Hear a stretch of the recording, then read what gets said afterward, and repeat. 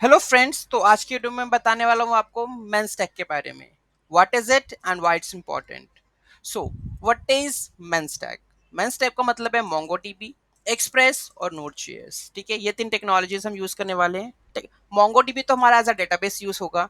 Express NPM की library है, ठीक है, जो हम यूज करेंगे। नोड.जेएस एक JavaScript run time built Chrome V8 JavaScript engine पे बना हुआ है, हम उसको यूज करेंगे। That allow for the server siding script. Server पे जो सर्वर साइड जितना भी काम करना है, चाहे वो रेस्ट एपीआई है, चाहे इंटरेक्शन है हमारे फ्रंट एंड के साथ, वो सारा काम नोड.जेएस करेगी। Express web application web framework है नोड.जेएस का। ठीक है, और भी होते हैं, वैसे हम यूज करेंगे मोस्ट पॉपुलर एक्सप्रेस। ठीक है, मोंगोडीबी बता दिया डेटाबेस है। ठीक है, मोंगोडीबी के बदले आप कुछ भी रिप्लेस कर सकते हो। अगर आपको मोंगोडीबी कोई लाइक कहते हैं कि लाइक सपोज अगर ऑफिस में नहीं कोई प्रोजेक्ट आता मोंगोडीबी में नहीं है, मतलब वो आपका, ठीक है, का प्रोजेक्ट, तो उस केस में आप इसको रिप्लेस करोगे पोस्टग्रेस के साथ, इसको रिप्लेस करोगे सीक्वल के साथ। ठीक है, और हो सकता है प्रिज्म और ड्रिजल, ठीक है, उसके साथ रिप्लेस करोगे। ठीक है, बट यहाँ पे सिर्फ डेटाबेस चेंज होगा, बाकी सारा कुछ सेम टू सेम रहेगा, कोई चेंजेस नहीं होंगे। ठीक है, क्वेरीज में चेंजेस होगा, बाकी सारा जो लॉजिक्स वगैरह जो भी है, वो एपीआई बनाने का, मिडलवेयर हैंडल करने का, डेटा सेंड करने का, सबका सब सेम रहेगा। ठीक है, की कंपोनेंट्स क्या है मोंगोडीबी के, उसमें डॉक्यूमेंट ओरिएंटेड डेटाबेस होता है, जो कि आपका जो स्कीमा होता है वो जेसन लाइक डॉक्यूमेंट्स में सेव होता है। Schema less design allows to easy scalability and the flexibility, ideal for the applications with evolving data structures. Express web applications के लिए हम यूज करेंगे robust set of features for the web and the mobile।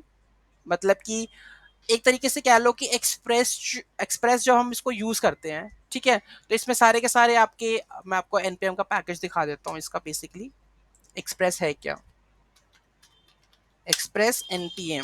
ठीक है, तो आपको वहां से सबसे ज्यादा पॉपुलर पैकेज चाहिए। अगर आप देखो तो उसके नंबर ऑफ डाउनलोड्स कितने हैं, 1 10 100,000 10,000 लाख 10 लाख करोड़।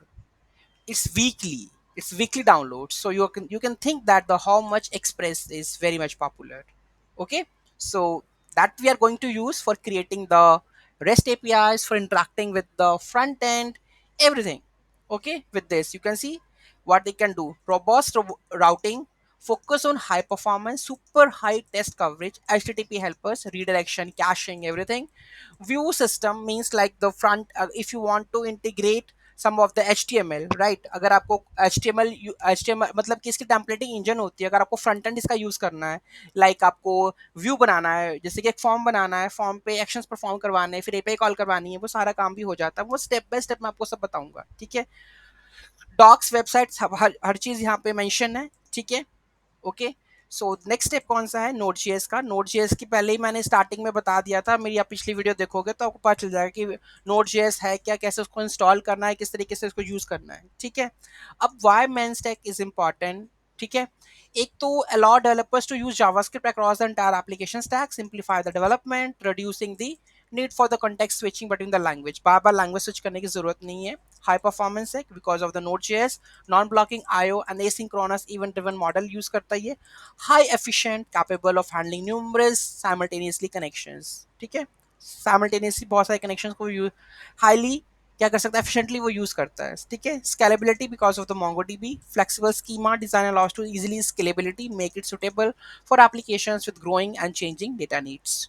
ठीक है, अब लास्ट पॉइंट जो इसका मेरे को लगता है आपको बताना चाहिए, द मेंस stack can be used to build a wide range of applications from single web page applications to complex entire level of systems. मतलब कि एक्सप्रेस से अब नोट हमने इसको पढ़ रहे हैं तो हम इसमें क्या बना सकते हैं, बैकएंड बना सकते हैं, बट एक्सप्रेस की मदद से अब बैकएंड में क्या हो गया, हमने तो रेस्ट एपीआई के बारे में ही देखा है। ठीक है, अब बैकएंड में क्या हो गया कि आप पूरा का पूरा एडमिन पैनल भी एक्सप्रेस के थ्रू बना सकते हो यूजिंग द टेम्पलेट इंजन। ठीक है, तो उसके उसके लिए भी आप इसको यूज कर सकते हो। अदरवाइज क्या होता है कि आप NodeJS as a backend technology use करते हो, फ्रंट एंड टेक्नोलॉजी आप एडमिन पैनल बनाने के लिए आप एंगुलर यूज करते हो, नेक्स्ट यूज करते हो, रिएक्ट यूज करते हो, व्यू यूज करते हो। ठीक है, और भी बहुत सारी चीजें होंगी, उसको यूज करते हैं for creating the admin panel. ठीक है, तो आप एडमिन पैनल के लिए आप एक्सप्रेस भी यूज कर सकते हो, बना सकते हो, इसमें कोई ऐसा नहीं है। बट मोस्टली प्रेफर लोग करते हैं कि फ्रंट एंड टेक्नोलॉजी रिएक्ट में हो, एंगुलर में हो, व्यू में हो, और जो हमारी एपीआईज है वो नोड.जेएस में बनी रहे। ठीक है, नोड जेएस हो गया, बैकएंड टेक्नोलॉजी पाइथन होगी, रूबी हो गया, गोलैंग हो गया। ठीक है, इस तरीके से रस्ट भी आई आई आई कैन से रस्ट भरती हुई चीज़ है। ठीक है, बट अभी हम मैंने ओवरव्यू दिया है अभी। ठीक है, बाद में इसके ऊपर करते हैं काम स्टार्ट कि किस तरीके से हमने स्क्रैच से स्टेप बाय स्टेप कैसे आपको अगर किसी कंपनी में जाना है तो किस तरीके से, मतलब कि मैं आपको 1 से 3 साल का एक्सपीरियंस तक का सारा डेटा जो है कंबाइन करके दिखा दूंगा कि एग्जैक्टली आपके दिमाग में फिट हो जाएगा कि हाँ मुझे ये चीज़ें आनी चाहिए, इतना चीज़ मुझे नॉलेज है, क्योंकि किस तरीके से प्रोजेक्ट में उनको यूज़ करना है वो सारी चीज़ें मैं आपको बताऊंगा। कौन कौन से पैकेजेस हम यूज़ कर सकते हैं, कौन कौन से जितने मैंने यूज़ किए हैं पैकेजेस वो मैं आपको बता दूंगा। ठीक है, थैंक यू सो मच।